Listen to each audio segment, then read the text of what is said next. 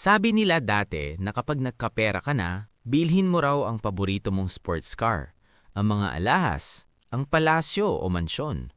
Pero kung tapat ka sa sarili mo, alam mo namang hindi yan ang sagot. May mas importante pang dapat unahin. Marketing lang yan, mga ilusyon na dinisenyo para mahiwalay ka sa pinaghirapan mong pera. Gawin mo yan ng kulang sa plano at kahit gaano kalaki ang kinita mo, babalik ka rin sa simula. Pagod, kapos at nagtatanong kung saan nagkamali. Pero may mga bagay na kapag tama ang binili mo, hindi lang lifestyle ang mag-upgrade, buong buhay mo. Kaya ngayon, eto ang 10 bagay na dapat mong i-upgrade agad kapag nagsimula ka ng magkapera. Number 1, ang iyong mukha. Kung ano man ang pinanggagalingan ng insecurity mo, ngipin, balat, ilong, buhok, inaagaw niyan ang lakas mo araw-araw. Hindi ito tungkol sa yabang. Ito ay tungkol sa self-respect. Sa Pilipinas, madalas marinig mo, okay lang yan, natural lang. Pero sa totoo lang, kung kaya mo na namang ayusin, bakit hindi? Kapag maayos ang itsura mo, iba ang tindig mo, iba ang pakikitungo ng tao sa'yo, at higit sa lahat, iba ang lakas at confidence mo. Number 2, ang iyong katawan. Maraming Pilipinong yumaman pero hindi na-enjoy ang pera dahil ang katawan nila ang bumibigay. Health is wealth. Hindi ito cliché, katotohanan. Kumuha ka ng trainer, mag-invest ka sa exercise, training at disiplina. Hindi mo kailangan maging bodybuilder. Kailangan mo lang maging malakas, alert at matalas ang isip. Ang pera, darating at aalis. Pero ang katawan mo, iyan ang sasama sa'yo hanggang dulo. Number 3, ang tulog mo.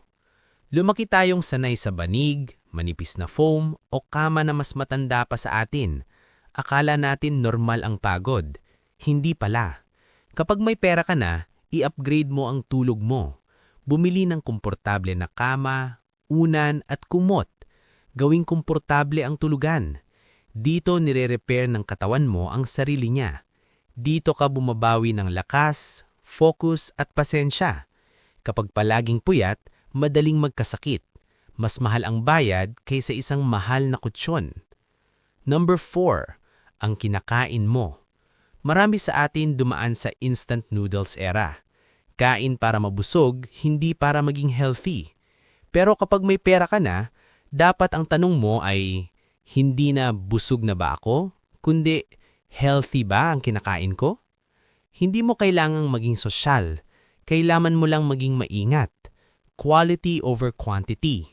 Masustansya, hindi lang panghagod sa gutom. Number 5, ang oras mo. Noong wala ka pa, oo ka sa lahat. Ngayon na may pera ka na, ang tunay na upgrade ay kung marunong kang tumanggi. Hindi lahat ng imbitasyon ay oportunidad. Hindi lahat ng busy ay mahalaga. Kung puno ang kalendaryo mo, walang espaso ang isip mo. At kapag magulo ang isip mo, wala kang mabubuong malinaw na direksyon. Number 6, ang lugar na tinitirhan mo.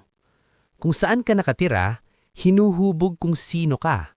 Kung araw-araw ka na sa lugar na puro reklamo, chismis at stress, kahit gaano ka kasipag, mahihirapan ka. Hindi ito paglayo sa pinanggalingan mo. Ito ay paglapit sa pupuntahan mo. Kung saan mas maraming oportunidad, minsan kailangan mo talagang lumipat para lumago.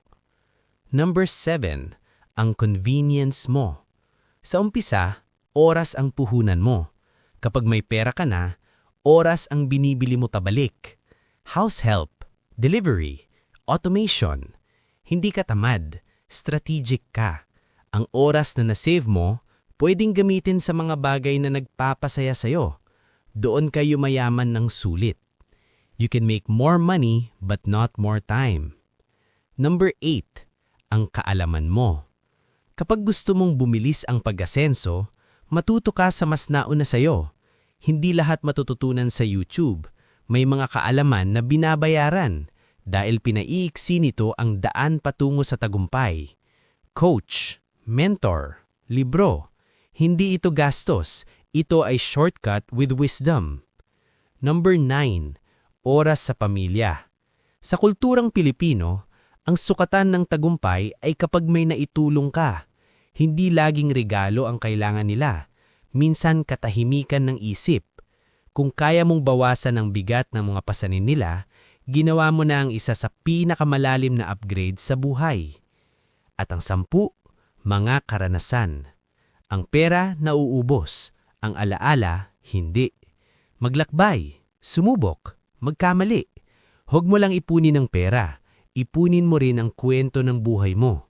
Sa huli, hindi kotse o lupa ang magpapayaman sa'yo, kundi ang mga karanasan na nagpalawak ng isip mo at humubog sa kung sino ka ngayon.